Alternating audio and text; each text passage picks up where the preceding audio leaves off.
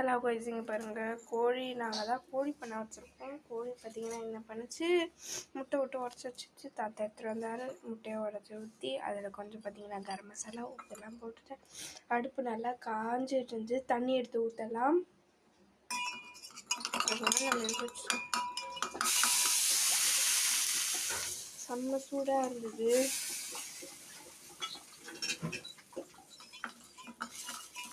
இது அப்புறம் இதை கலக்கலாம்.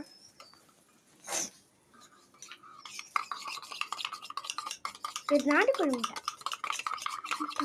ஆஃப் ஆகுது. சரி, கல்லில் ஊற்றிக்கலாம். நான் பார்த்தீங்கன்னா கலக்கி அட்டை போட போகிறேன்.